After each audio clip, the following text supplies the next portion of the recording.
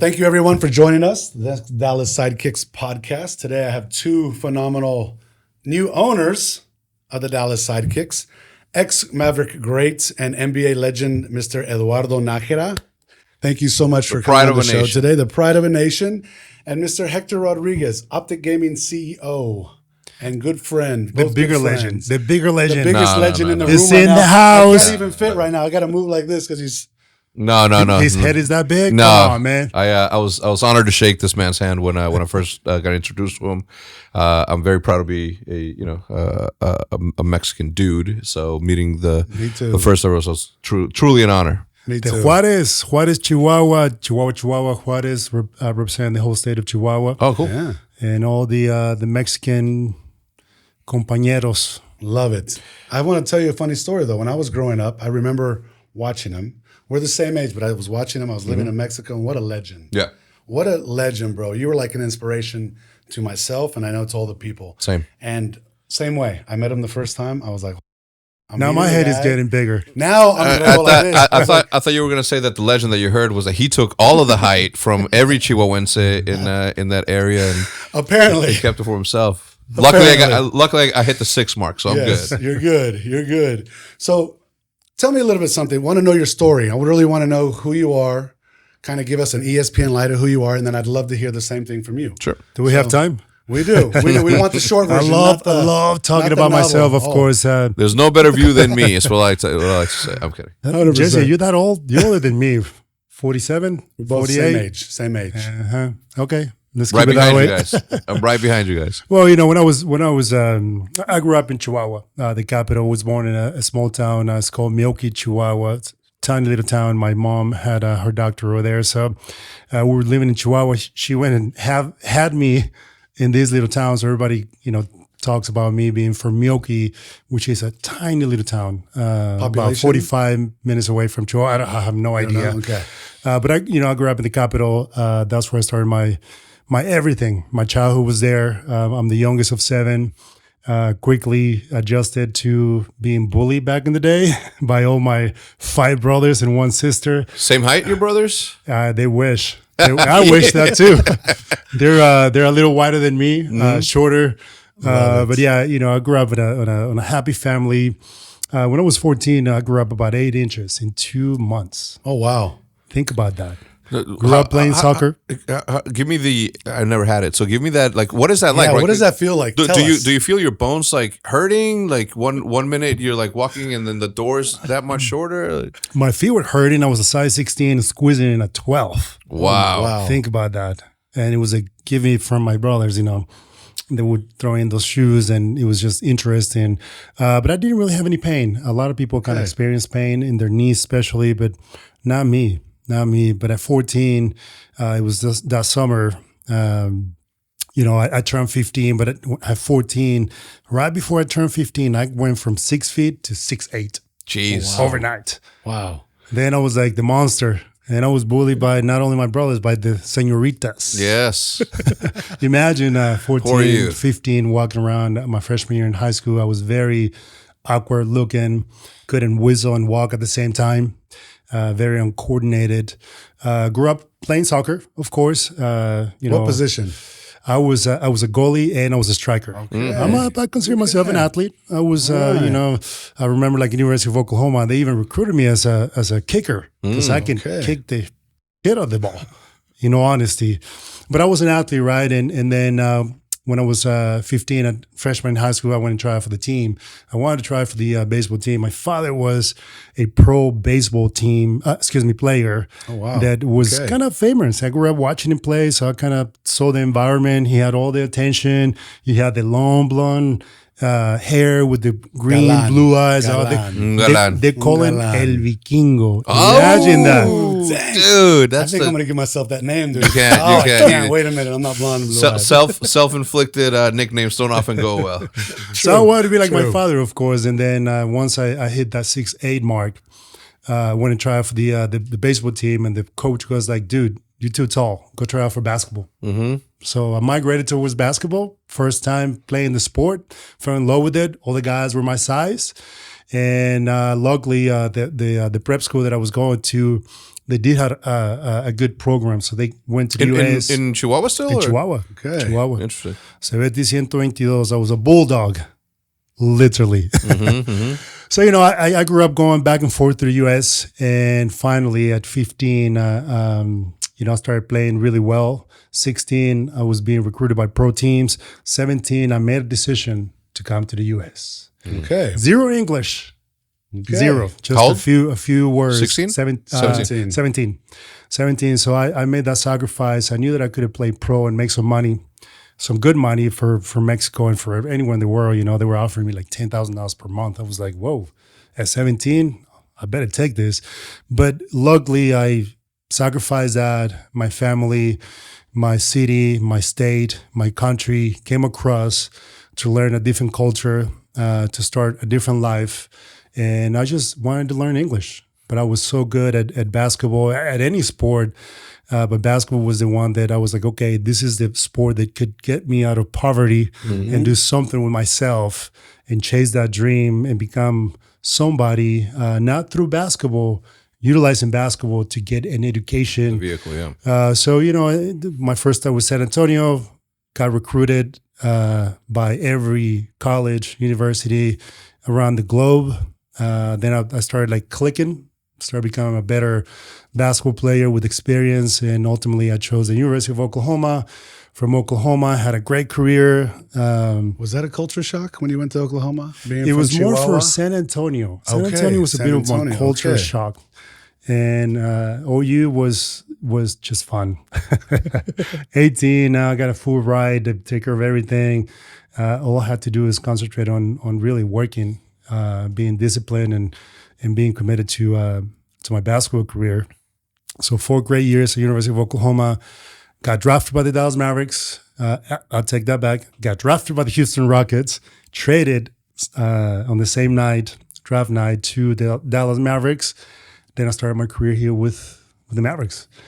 Started here for 4 years. You know, it was not easy. I had to kind of really take my job seriously. And ultimately, I didn't want to be one of those guys that he was just okay by making it to the NBA, right? Because that was probably the easiest part, is staying in the same league for 12 years. And I'll give you a stat.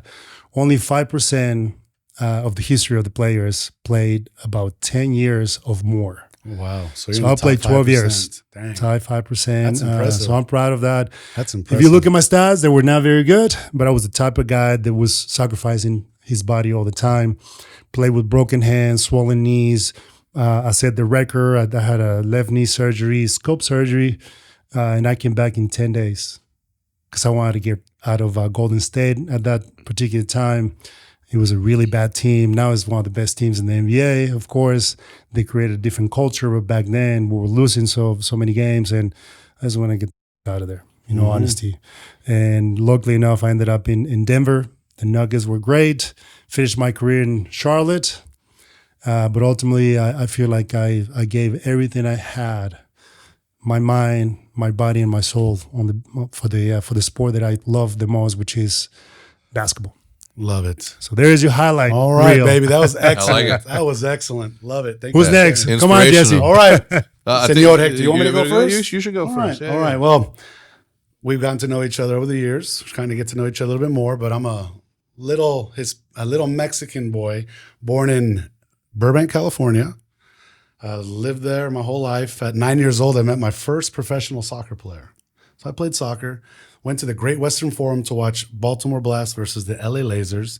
I had a Croatian coach, took me to the back, met these guys, and I'm like, dude, this is what I want to do. I remember the smell of the Bengay, the taped fingers. I want to be a pro soccer player. Dedicated my life for the next years. At 18, I went to Guadalajara, tried out for a team out there. Stayed out there for 6 years, 3rd division, 2nd division, 1A, kind of bounced around. Then I came back to El Paso. Dude, Lived in you El did the Paso for 2 opposite of years. me. Yes, bro. Yeah, I came from Mexico. You're supposed to come from Mexico to the I US. know. Now I you went went the to opposite. It's Mexico. always weird when it I is. went love the it. other way, I bro. love it. And let me tell you, my parents did not teach me Spanish because they did not want me to have an accent growing up because we lived in a predominantly white neighborhood growing up.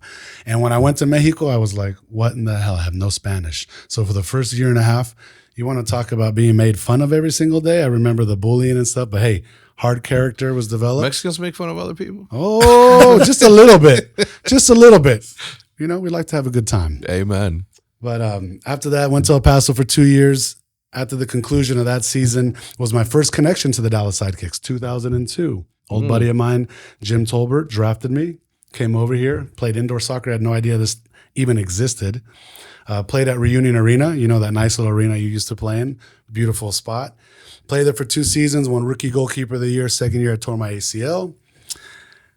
Came back, got drafted by the Kansas City Comets, decided to stay here, got all my coaching licenses, became an AD at a small French school for 13 years.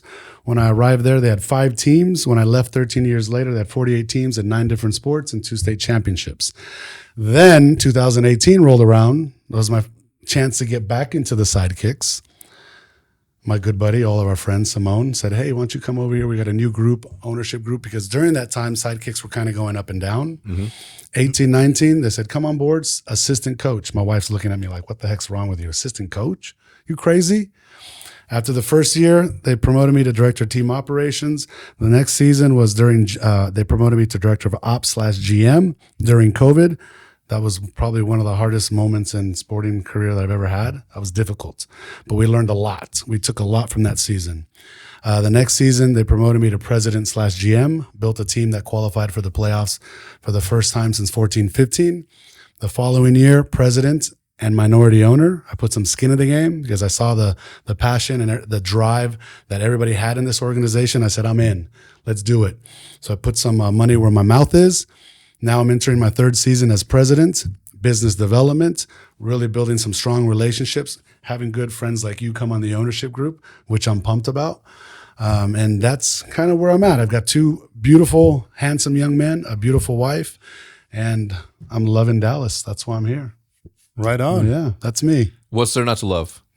100%. Mine, same as his. We started. Well, actually, you know what? It's a little bit of both of you. I was born in El Paso, Texas. My mom used to be a caretaker, and back then it's 1980. I'm 43 years old, about to be 44 next year. Excited about that. I can't wait to get some gray in me. You know, make me a distinguished gentleman, more of a distinguished gentleman. But born in El Paso, grew up in Ciudad Juarez, Chihuahua, until I was 13 years old. 7th grade is when my dad, my mom made us move to the United States and moved us to the coldest place on earth called Chicago, Illinois. Well, the suburbs of Wheeling is the name of the place, and you know, grew up very, very lucky. Both living in Mexico with all of my cousins around. Like that is one of the best formative experiences that I've ever had as an adult.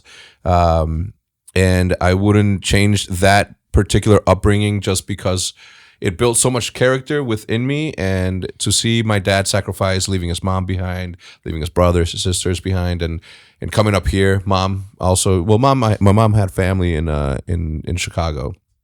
But when we moved there, it was just, you know, traditional 90s. I grew up in, I believe, the best era that has ever existed, right? Best music, best movies, best everything. So I got really lucky to experience life pre-internet the way that you guys did, and also post-internet, right?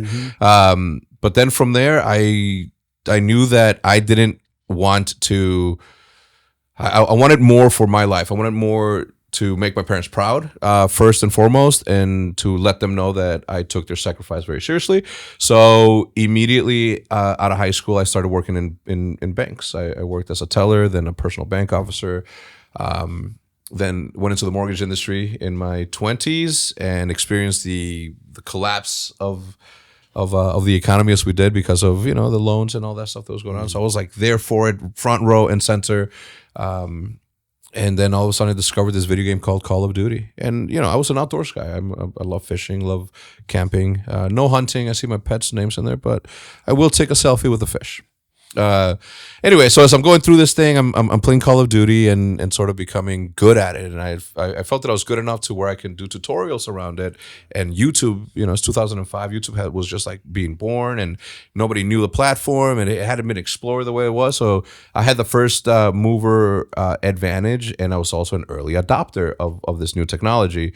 And growing up as an artist, I needed a creative outlet to let my my creativity flow in a sense. And since I couldn't paint graffiti on trains anymore because I was an adult, and because I had limited availability and time from the time perspective, I just played Call of Duty every day after work to decompress, to forget about the workload. And little by little, I started garnering an audience on YouTube because of my tutorials. And then next thing you know, you fast forward 10 years, my team had become so big that in Chicago, only one team had a bigger social media following than my team, right? We were bigger than the Bears. We were bigger than the Cubs. We were bigger than the Sox, the better baseball team. But we were not bigger than the Bulls. At the time, the Bulls had around 4.1 million followers on Twitter. We had 3.4 million followers on Twitter. And we also didn't have God playing for us in the 90s. You know what I'm saying? Michael Jordan, the greatest athlete of all time. It was a little bit of a whirlwind because never in my life, right? My life had already been decided as to what I was going to be, right? I was going to be a career person who wore a suit to work every single day and try to work his way up the corporate ladder. So my path had already been written. And if it wouldn't have been for this video game, and if it would have been for the technology that the internet brought for us, then I wouldn't be sitting here and with the legend and a man that I've grown to admire and like as a really good friend. So yeah, that is mine. Video games, esports. I was there at the beginning, and I'll be there until the end of time. What fascinating stories, by the way. I love this. Just coming from the ground up and building ourselves, right? Yeah, dude. It's a literal athlete. Yeah, and a video game player, right? So, you're an athlete as well. Yeah. Well, I like to play every sport. Golf is the only one that I never really got around to being good at. Basketball, my favorite sport. Can throw a football as far as time and the wind will allow. Right. But yeah, sorry. Excellent. No, this is good. This is good. So let's talk about our Mexican heritage. What makes you proud to be a Mexican? What's the one thing you say, man, this is what I love? Loyalty. We are loyal to each other. One of the things that I really, really enjoyed is, my teammates used to make fun of me, Dirk Nowitzki and Steve Nash in particular. We're in Vancouver playing the Grizzlies. And everywhere that we went, you have the flag. And they used to make fun of me because, the way they say my name, like, Eduardo Najera. Mm-hmm. So these guys are like, what the hell? Like, what's going on? Like, who led the Mexicans in Vancouver? Like, and I'm talking to you about like in the year 2000. Mm-hmm. So we are everywhere. And the loyalty is something that I'm proud of. Of course, I've done so many great things on the court, but also off the basketball court. But in the end, I do love that our people, we're always supporting each other, right? And that's the beauty of this session right now. We got 3 Hispanic people that we're trying to connect and trying to sort of take over this country. And the best is yet to come. 100%. Could not agree more. What about for you? Well, for me, I don't know about taking over the country, right? I am a loyalist. I agree with you on that. I want to dream. Let me dream, bro. Yeah. No. Of course. Like him, I am a loyalist. I just got the Mexican flag tattoo on my forearm. It is an identity that has allowed me to work just work harder than everybody else around me in times, in important periods of my time. And to me, again, it is the camaraderie that we've always had. I think that having the privilege of growing up in Mexico until I was 13 years old, and then from 13 to now spending my entire life here as a United States American, has given me a little bit of that extra boost that has allowed me to take advantage of all the opportunities that the great United States has to offer, but with the Mexican culture so ingrained in me that the same way that I worked my ass off to make my parents proud, I also feel that I also have to take advantage of every opportunity that comes my way so that I can not let any opportunity go to waste when many of my brethren from the motherland would love to have the opportunity to do. So yeah, that's for me is the loyalty. Un soldado en cada hijo te dio. Like I take that. You know, I was going to add, and the one thing that we do have in common, but as Hispanics, is our work ethic. Yep. Work ethic. We come across, or we were born here in this country, and we're not expecting anybody to handle anything. Right. We go get it, and we work our asses off to accomplish what we are destined to do. Right. And I think I see it in everyone, the gardeners, cleaning ladies, you know, somebody has to get that job done, and they do it proudly, they do it consistently, and they do it, you know, with a big smile. And I think that it just shows who we are. So I kind of wanted to add that work ethic is really key for the Hispanics. Absolutely. Yes, I could not agree more. That's something that makes me very proud is, you know, you can look at, to your point, a gardener or someone that's been working outside all day, and then you run into them at the store and they're so happy at the end of the day. And they just want to go back and hang out with their family, have a good time. That's what I missed about Mexico. It's the 6 years that I spent there. I told my wife, you'd go outside, you don't know the guy, they welcome you to the house. Posadas, they don't care. Hey, who's that guy? They don't care. Everybody comes over and just enjoys each other's company. And to your point, being that loyal fellowship together, there's nothing like it. I have to agree with that. Yeah, I think it escalates to it doesn't just go from, you know, I mean, look, professional basketball, right? And what you've been able to do afterwards, right? As an entrepreneur, you yourself, right? You're an executive that has gotten to the level that you're at. So I think the work ethic of being Mexican is definitely a superpower that, if paired correctly with the opportunities that come knocking, is just an unstoppable force, in my opinion. So, and we like to have fun. Let's not kid ourselves, right? I mean, you probably see the gardener at the grocery store because he's getting that beer, cervecita, just like me, just like me. Yes, 100%. All right, what did it feel like? Or let's go into this. Who was the hardest opponent that you had when you were coming up in the early days of your video gaming career? Who was the one guy that every time you went against, you said, this is going to be a throwdown? Now, I mean, I think we would need to fast forward to today. Okay. Because I believe that, I'm not going to say something cheesy like my biggest opponent is myself. You know what I'm saying? I'm not gonna say this. But growing up, there was just a bunch of people you know, my peers that grew up. My business partner now, Mike Castro Rafael, who started a team called Envy. There was the boys over on Face Clan, Tommy, Banks, Apex, and all those dudes. Like those were like opponents, but for different reasons, right?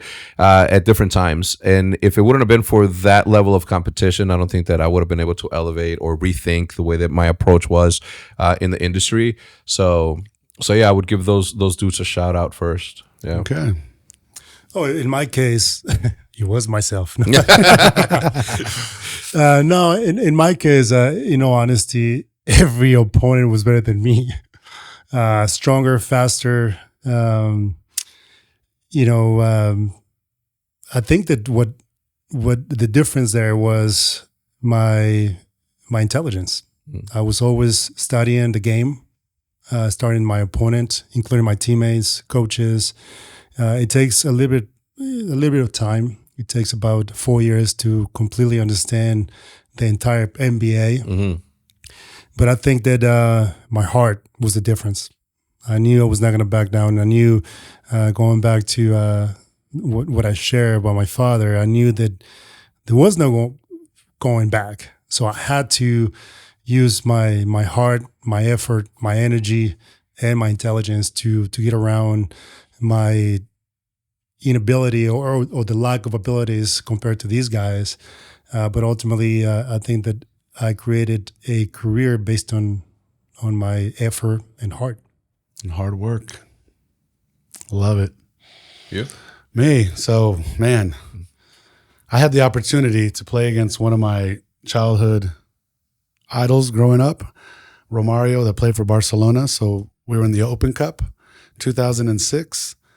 They came down here to UTD, and it was Romario. And I'm like, man, I remember watching him play. I remember all of his moves, all the stuff that he did. But by far, that's the best guy that I've ever gotten to play against. So he comes in. We end up beating him 1-0. I end up stuffing him on a couple 1v1s. And that was the biggest moment. I'm like, man, this was awesome. He was probably not the hardest, but probably the one for me that was like, oh my goodness, this is what I want to play for. And then the next round, we go down to California and we beat Juan Francisco Palencia. I actually save his PK. We go 0-0, 120 minutes. I save his PK, then I save Jesse Marsh's PK, which is the Leeds coach, also the U.S. national team member. Bob Bradley was the head coach. We had such a good tournament that time. But yeah, those were probably the top two guys that I played against that I was like, damn, these guys are going to be tough, but we ended up beating them. All right, you sharing a little bit more direct. So if I have to go, I got two guys. Shaq has to be was Shaq. the one. And then we had this crazy coach, Don Nelson, that was very creative. He was really creative, and he always was working the mismatch. And Shaq had the advantage of me because of his height, strength and athleticism, but obviously I could outrun him. Mm-hmm. So then I was able to guard him, but man, it was like pushing against a wall. And I remember like he had this brilliant idea, Don Nelson did, to start me at the center and guard Shaq. So I did it for like 22 minutes because obviously I couldn't hold on. I was like exhausted carrying that weight, 350 pounds, to the point that I got sick the following day. Oh, wow. So you exerted yourself that much. I drained all my energy. Wow.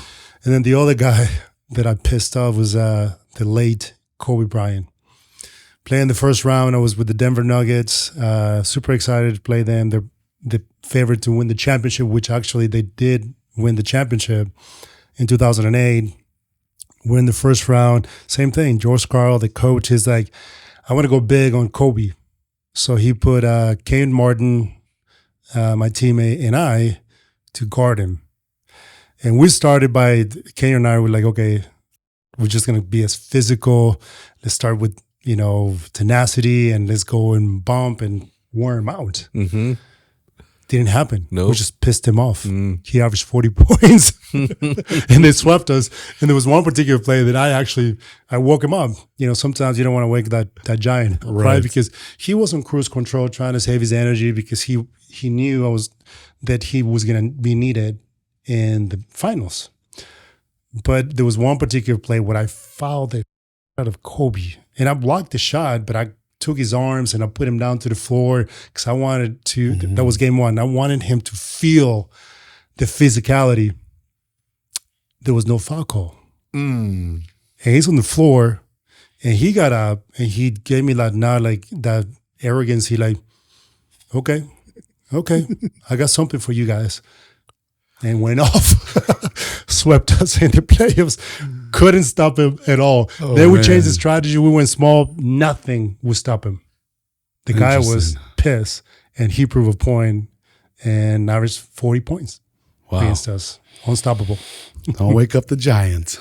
Cheers to Kobe, man. Yeah, what a player. Yeah, indeed. What a player. Indeed. See, I got to grow up in L.A. when Magic and Larry were going at it. Yeah. And then I remember that key moment. It was the finals and Jordan does the switcheroo thing. Oh, yeah. I thought we had a chance. Yeah.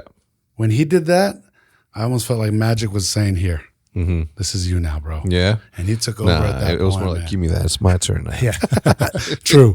Magic wasn't giving anything. He was like, dang it. I'm going to look, my Magic was my dad's favorite basketball player. So mine was Larry Bird because, I love the color green and also, 3-pointers and all that. But then once his airness came around, that's when I was just like, man, that's my guy. Wow. To this day, that's my guy. I'll go to war for that guy. No kidding. I was not a big fan of Michael. Yeah. No, he was a bit of a prima donna. I like Scottie Pippen. I like the number 2. Yeah, no, I like the number 2. Well, don't forget, I finished my career in Charlotte. He was the owner of the Hornets. That's right. Back then, it was the Bobcats. And I couldn't stand it. The guy was not as good as an executive.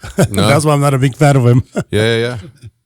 Well, listen, it's hard to understand when somebody, Oh yeah, lives in the clouds. He was still come down to practice with us. He was hangover and drinking all that vodka cranberry. The following day he would be like, and he'd still be killing us during practice.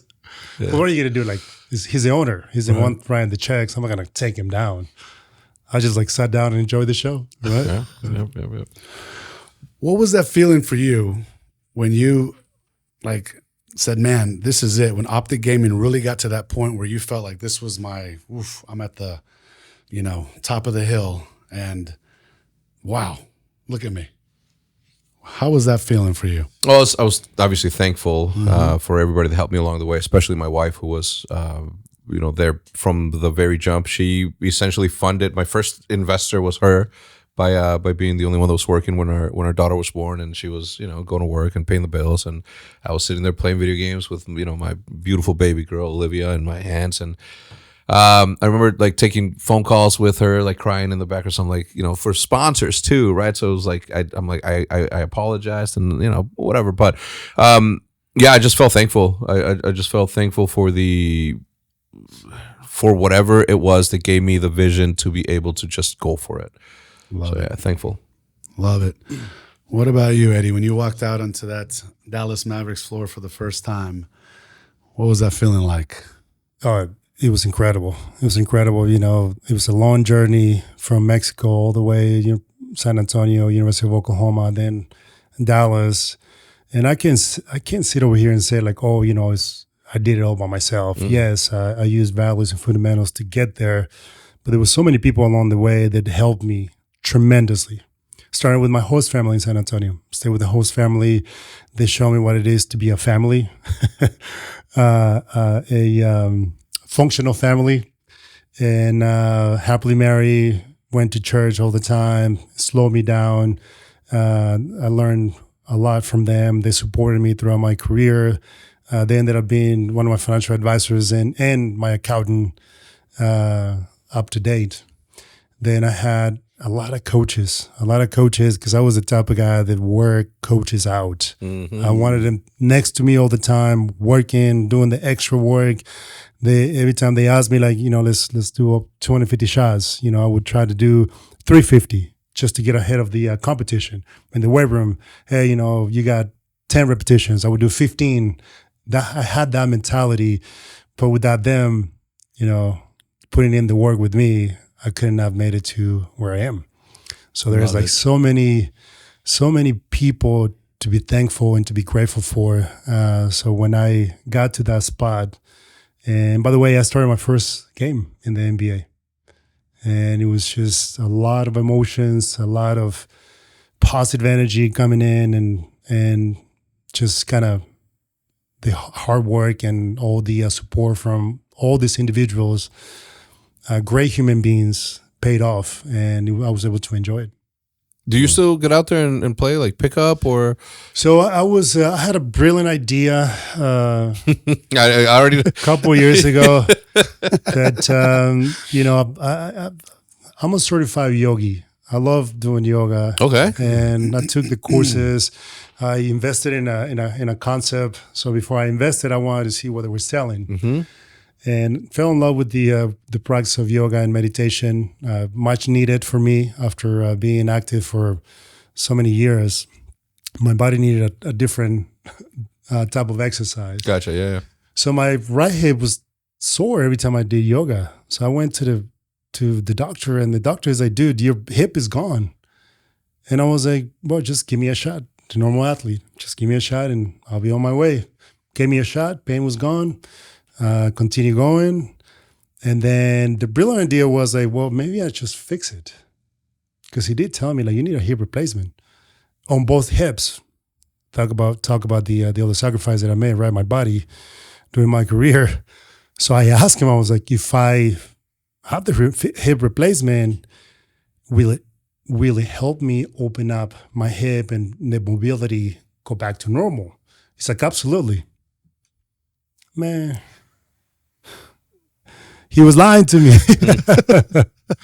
No, I mean, took the pain away. But after the hip before I was able to play, run, do 360s, windmills, still like being active because I keep myself in shape. I still have a strong core. But after the hip replacement, it was gone. Can't run, can't jump, can't do much other than ride the bike. So going back to your question, I wish I could play. I still go and get some shots up. But then my hip is so disconnected. I did it a year ago. Mm-hmm. So when you do a major surgery, the muscles, the nerves are moved and jerked around, and they basically cut your leg off. Cut it off, put a stem, new ball, a new cup, fix everything.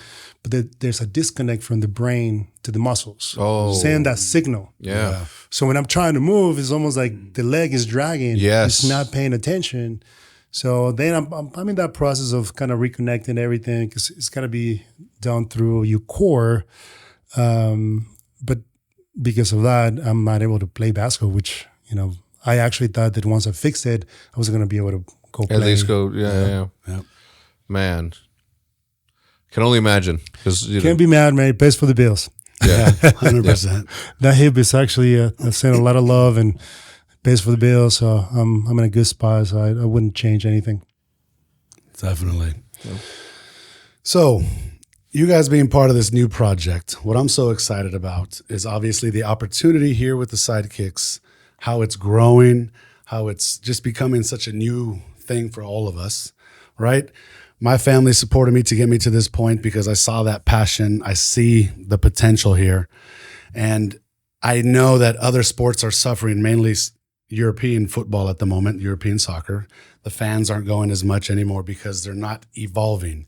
And I feel we are a part of something that can be so innovative, right? Something that we can always change and make it more exciting for the fans. 12, 13 goals a game. So with the Copa America coming next summer, with all this attention, World Cup coming in 2026, the first 32 club World Cup coming here, there's just so many eyeballs on this. And I am just so passionate because I see myself in that little 9-year-old kid coming to the games, and not only an opportunity to become a pro player, but to become an executive, to become a GM, front office, social media. There's so many things and so many opportunities for these kids. I want to know why you guys are so excited about this project and why you decided to come on board. Well, I grew up, as I mentioned earlier, I grew up playing soccer. That was my main sport. It was the first love that I had in my life, soccer. I remember the World Cup being played back in 1986. I used to play on the streets, on the dirt street back in Mexico in Chihuahua when I was a kid. Didn't matter. I remember that I would call myself Klinsmann, the guy from Germany. Germany, yes. Obviously, that's after they beat Mexico. Because before then, I was Hugo Sanchez, Negrete. I was all these guys, because I supported my team, of course, in my country. Once we got disqualified, then, I fell in love with the Germans for whatever reason. And they ended up losing to Argentina. So you fast forward. So that was the first love that I had for any sports. And when this opportunity come about, then I see the similarities. And within soccer and basketball, when I retired, I went into ownership and coaching for a basketball team here in Frisco. Then this opportunity came about, and I was excited to jump on it because there is not only a business opportunity, but there is an opportunity to develop the community. And as we all know, we've been blessed financially. And I think that is my turn to give back. All those people that helped me during my career, now is my turn to not only invest financially, but also invest my time, my mentorship, my knowledge into our fans, boys and girls, as you describe it, because we need more and more good examples, aspirations. We need more motivation from our athletes, our executives, and our ownership group. And I think that's kind of what drove me to come in here and try to change, not change, bring the culture back of Sidekicks. Because I do remember before we play in Reunion Arena back in 2000, the Sidekicks were, killing it back then. And I think that it's time to wake up all these fans that have been missing the Sidekicks, and I'm excited about this. Love it. My dad grew up playing soccer. My dad played soccer throughout all my life, right? Every Sunday we would go there after the matches. He would come home, eat his menudo, watching soccer. So soccer has always been a big part of my life. I never got to play. I had bad grades, so I never got to play. Maybe I didn't have the chops, whatever, right? But I've always loved it. And what I like about this is that, one thing that they don't warn you when you become an entrepreneur is that you might get and fall into a routine of always being in building mode. And I just am in love with building. And I think that the legacy that the Sidekicks has for so long, and now the new reinvigorated ownership group and leadership has given it a little bit of breath of fresh air. That when Simon, our friend, came to me and said, "Hey, we have something here. We can use your help when it comes to the social media aspect of it, or the new digital wave that we can help with." I jumped at the opportunity because not only did I see a passionate fan base that can explode at any moment, that it was an easy yes for me. Obviously, getting to work alongside you guys will also made it very enticing for me to get in there. So, no, ultra excited to have both of you on the ownership team. We've already done some great things. We're already starting to do some good things along the way. This podcast, look at this. Look at this. Yeah. This, remember we met several times and we finally got it going, and all the good advice you gave us is coming along little by little.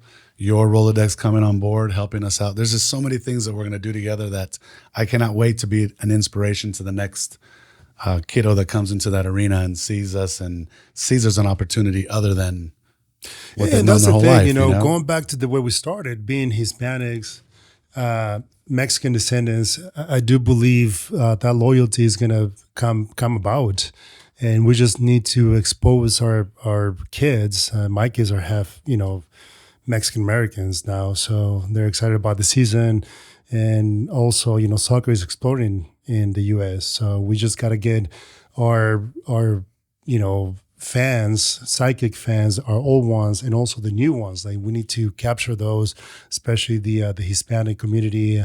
I think that we can do something cool because we do need that to provide that platform for them as well, as you mentioned. For them to perhaps become a pro soccer player or an executive here in the near future. 100%. Well, thank you guys so much for coming on board today. I'm excited, man. I'm excited, dude. I had a bunch of that I wanted to say. Oh, go for it. We'll be like, yeah. So when are the nights for? Do we have a Eddie Najera night? We do. I want to make sure that I'm there. March 8th is going to be Hispanic Heritage Night. Okay. We're going to have Lucha Libre. Yes. We're going to have a fantastic time there. Last year we did a little R&D with having it on the middle of the field. This year we're actually putting a wrestling ring behind a goal. Yeah. And we're going to go crazy. We're going to have them some good time. Let the fans experience some of our culture. And then I heard somewhere around there that there's potentially a Hecz night. I heard rumors. Is this true? There is an Optic Hecz night. Yes, there is. Yeah. That's why I asked, right? I know I have one, so the legend definitely has to have one. I don't think I have one, do I? You do. No. Of course you do. Simone is calling me. Yeah, no, I'm excited. I think that we have a really cool jersey collaboration that we're doing with the Sidekicks and my team Optic. I hope that our fans come out and experience what I've gotten the pleasure to experience, because before this I understood and I knew that indoor soccer existed, but once you experience it and once you see the excitement and how high intensity, and it's all go from the moment that whistle blows all the way through the end, right? It is like hockey, but in soccer, which makes it a little bit better for me, in my opinion. 100%. Maybe we need to change the rules now. Start having them fight. Yeah, just like no hockey. Sticks. Yeah, that would be. That would be good. I was thinking about that. The NBA, like they got all these fake fights. There was one yesterday, and I'm like, are you kidding me? Draymond Green was choking Rudy Gobert, and I wanted to say, like, just let him fight. I guarantee you they'll stop. Yeah. Once they change the rules, okay, you guys want to fight, just 1-on-1, just like hockey. Yeah. Oh, no. No. I'm good. Yeah, that's right. Not the 90s. That's right. Did you ever get into any like physical altercation that you said it could have gone like a little bit further? Oh, yeah. Too many of them. Teammates, for the most part. Yeah. Yeah, in college, one of my center, we went into a 4-game losing streak. Mm-hmm. And of course, our college coach is killing us, Kelvin Sampson. He's a military style of practice, and so he's killing us in practice. And this guy put bubbles on top of the rim because we lost the rebounding battle. So he put 2 bubbles, and it was like a drill, and it was like very like savage, like pushing and grabbing and scratching and hitting and elbowing. Finally, a fight broke down. Actually, it wasn't a fight. I never really got into a fight. I just beat people up. Yeah. I was the first one to punch and then run away. No, I'm just kidding. So don't ahead. You're stepping into my personal space. Be warned. Yeah, no, but it was my teammates, so I had to pull them back, and I apologized. And I was like, "Come on, man, we're in this together." So ended up being something. I did witness a fight in the Madison Square Garden. The same thing. We're playing the Knicks, and we're up by 40 points, and they're like so frustrated that when you're down 40 points, you start like swinging and start being more scrappy. So there was like a really bad foul on one of my teammates, J.R. Smith, and he was the wrong teammate. That kid is crazy.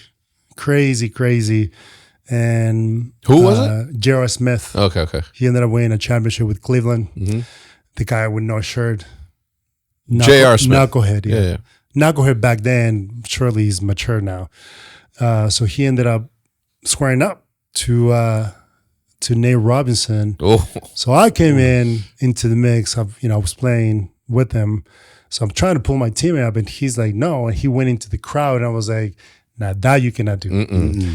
I actually looked at this, tried to separate, and I went back, and I just sat down and enjoyed the fight. Yeah. It was brutal. But, he got suspended 20 games. Carmelo Anthony got suspended 15 games. We almost didn't make the playoffs because of those 2 guys being stubborn, knowing that you cannot fight in the NBA, and knowing that you get penalized and you lose a lot of money. Around how much is a fine like that? So you grab your salary divided by 90. Okay. By the games. And every game you just take, it's a big chunk. So damn. That is the first F word that I dropped. Yeah. No, listen. We went back to Denver, won the game, whatever. I even got fined. I got ejected, and I didn't do anything wrong. Went back to Denver, and they laid the hammer. J.R. Smith, I think it was 20 or 25 games because he's the one that started the whole thing. Mm-hmm. And then Melo punched somebody from behind and ran backwards. Mm-hmm. So he got suspended 15 games. And I remember, like, after practice, J.R. Smith is like with tears in his eyes, his head, hands on his head. Mm. And then I was like, dude, it's going to be fine. Don't worry about it. We'll carry the team for you guys and just stay ready, stay in shape. You're going to have a great opportunity to come back. He's like, no, dude, I don't even think I can pay my bills because he lost so much money. Oh, wow. I was like, whoa. Here's the reason I never fight anymore in the NBA. It'll cost you significantly. Yeah, 100%. I think it was like $3 million that he lost. What about you? Any fights on the field? Every once in a while, but it's nothing that serious. No 90 game times your salary fine. It was more like una chela y unas papitas, and then you got to go home. I like it. What about you? I've had my fair share. Yeah, but not on the field or in video games. It was just growing up where I grew up. Love it. The other one that I remember is I'm playing for the national team. We're in Puerto Rico trying to qualify for the Olympics. Beat Argentina, which they won the Olympics. Mm-hmm. And that was a big plus for us. That's when we put Mexico back in the map with basketball, not soccer. Soccer is always, they get all the fame and all that. So we're playing Canada, and I remember the Steve Nash, my teammate, is playing for Canada. And same thing. We're actually down like 15 points, and one guy just nailed me from behind.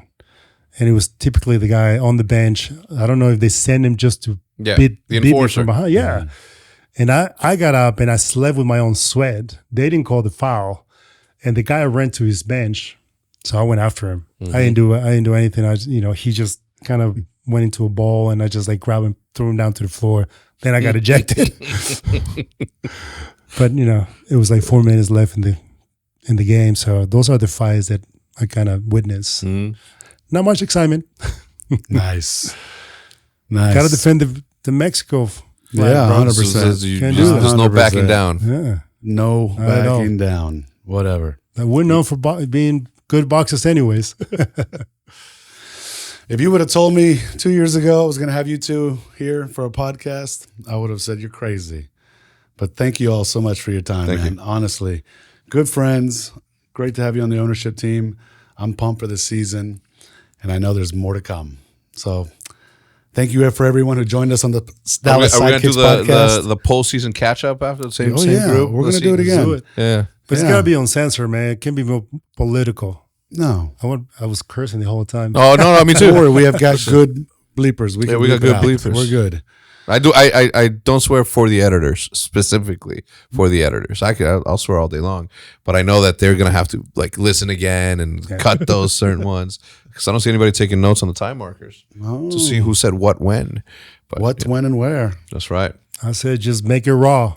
I like it. Well, thank you guys so much. Thank you for having us.